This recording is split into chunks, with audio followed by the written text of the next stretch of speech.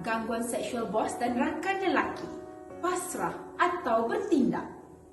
Bersama saya Nurul Hidayah binti Mat Sarip, Ketua Unit Psikologi Kaunseling, Pegawai Psikologi Kaunseling Hospital Selayar.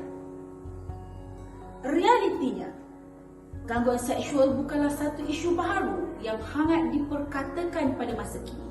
Namun, ianya telah menjadi satu isu global yang harus kita titik beratkan, terutamanya bagi wanita. Menurut statistik, 1 daripada 4 wanita melaporkan berlakunya gangguan seksual di tempat kerja. Manakala 1 daripada 3 wanita berumur 18 hingga 34 tahun mengalami gangguan seksual di tempat kerja. Walau bagaimanapun, 80% wanita tidak melaporkan kejadian gangguan seksual yang berlaku kepada mereka di tempat kerja. Apa yang membuatkan wanita tidak melaporkan kejadian gangguan seksual yang dialami oleh mereka di pejabat?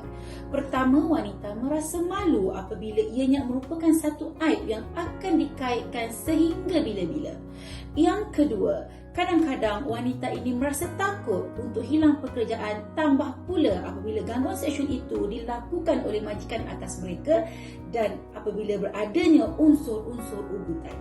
Yang ketiga, apa yang akan berlaku juga sekiranya wanita ini melaporkan dan menyebabkan mereka menjadi takut untuk melaporkan kerana mereka takut akan dituduh sebagai mereka cerita terhadap gangguan seksual yang berlaku. Bercakap soal gangguan seksual, moleklah kiranya kita memahami apakah definisi gangguan seksual. Gangguan seksual merupakan satu perlakuan tidak bermoral dan kurang disenangi melalui kata-kata, isyarat, sentuhan, psikologi, visual yang berunsurkan seks yang dilakukan oleh pelaku terhadap mangsa.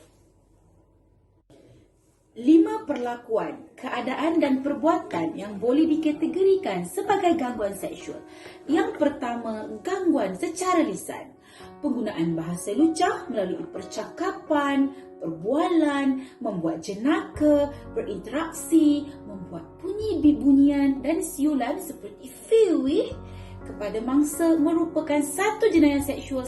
Apa yang lebih penting, biasanya pelaku akan mengajukan soalan berbentuk seks kepada mangsa seperti keadaan tubuh badan mereka, bagaimana aktiviti seksual, penampilan mereka dan lain-lain. Yang kedua, gangguan secara isyarat atau bukan lisan dipamerkan melalui sikap atau perlakuan yang memberi maksud atau penggambaran keinginan yang berunsurkan seks. Contohnya seperti menjeling ataupun menjilat bibir, ataupun menggoda, merenung, mengintai-ngintai dan menggunakan bahasa-bahasa isyarat yang lain kepada mangsa. Yang ketiga, gangguan secara visual adalah perlakuan menghantar nota, SMS, MMS, email ataupun gambar serta poster yang berunsurkan seksual melalui penggunaan apa jua peralatan media cetak dan elektronik serta peralatan-peralatan yang membolehkan mereka berkomunikasi dan akan menyebabkan mangsa merasa terganggu. Contohnya, gambar seperti ini. Yang keempat, gangguan secara psikologi.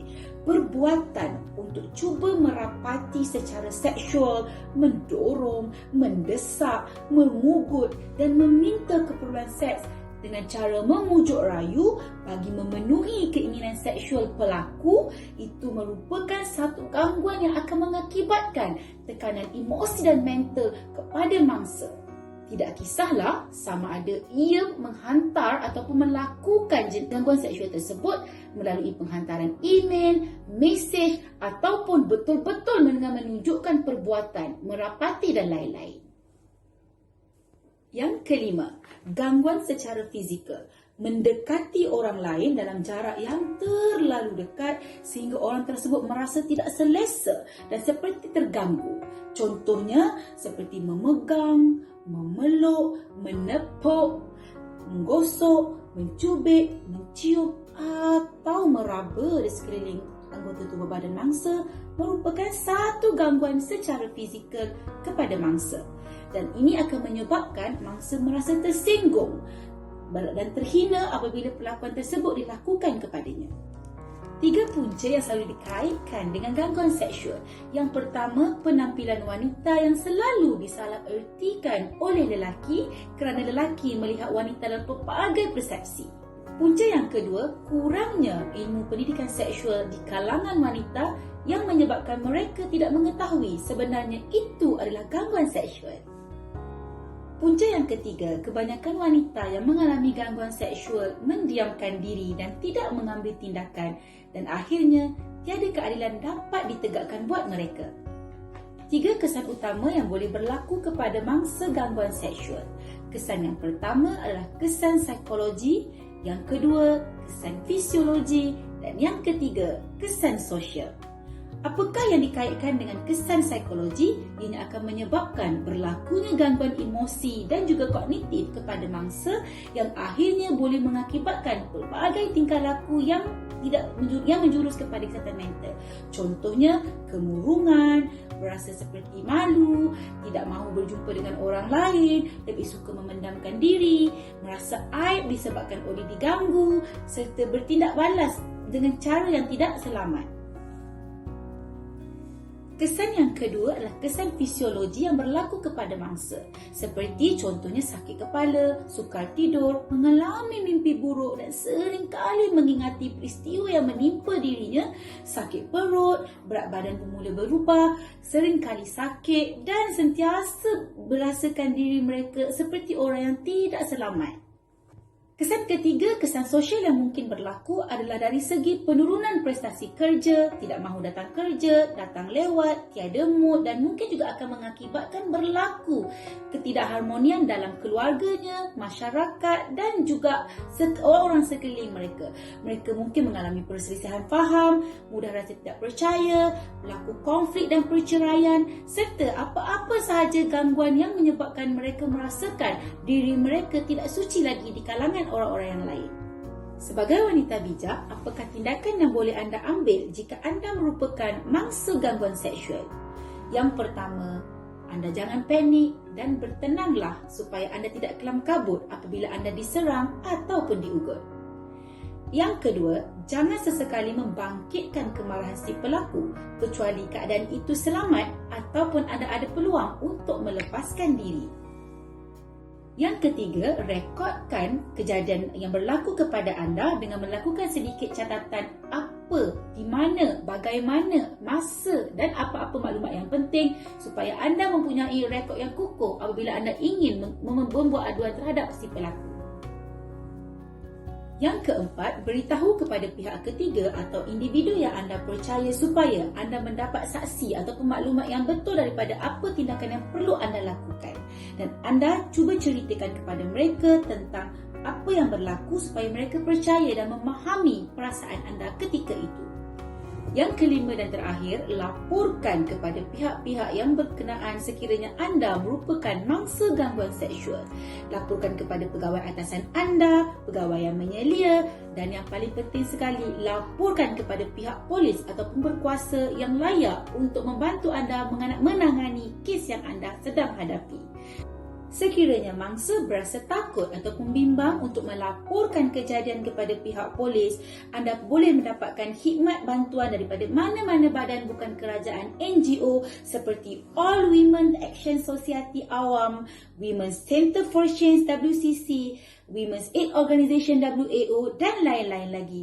Jangan biarkan diri anda untuk terus menjadi mangsa gangguan seksual. Saya tambah info ini kepada wanita-wanita di luar sana sebagai langkah ataupun tips untuk mengelakkan anda menjadi mangsa gangguan seksual. Yang pertama, wanita perlulah bertanggungjawab untuk menjaga penampilan diri dan kelakuan kerana wanita boleh mengambil langkah berjaga-jaga untuk mengelakkan risiko menjadi mangsa gangguan seksual.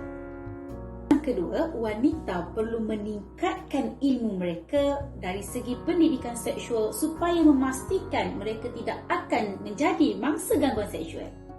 Tips yang ketiga, sentiasa ingat dalam minda anda bahawa gangguan seksual adalah menjejaskan hak wanita dan anda perlu berani tampil untuk melaporkan kejadian yang berlaku kepada anda. Tip yang seterusnya, elakkan berdua-duaan lelaki dan perempuan yang bukan muhrim untuk mengelakkan anda terjebak daripada menjadi mangsa gangguan seksual. Seterusnya, bawa teman ataupun orang dulu-dulu kata pasu bunga sekiranya anda perlu bertemu dengan kawan lelaki yang mungkin anda tidak kenal secara luar dalamnya. Tips yang terakhir, katakan tidak dengan tegas apabila anda diminta untuk terlibat dalam aktiviti gangguan seksual. Apabila anda merasakan ianya adalah mengundang kepada gangguan seksual, terus larikan diri dan kalau boleh, laporkan apa yang patut. Kesimpulannya adalah penting bagi seorang wanita itu untuk mengetahui apakah punca, kesan dan tindakan yang wajar dilakukan apabila anda merupakan mangsa gangguan seksual. Ambil langkah-langkah proaktif untuk mempertahankan hak kita sebagai wanita dan ingat bahawa apa tindakan yang kita ambil itu bukanlah untuk menganiaya si pelaku tapi untuk memberikan pengajaran kepada orang lain supaya lebih berhati-hati dan memahami apakah itu gangguan seksual. Sekiranya perlu, jumpalah kami, pegawai psikologi dan kaunselor bagi mendapatkan bantuan sokongan emosi dan psikologi sekiranya anda merupakan mangsa gangguan seksual. Kongsi emosi, ada solusi, let's talk, minda sihat. Semoga kita berjumpa lagi di lain masa. Dan sebagai wanita prihatin, sayangkan Malaysia, selamat Hari Kebangsaan.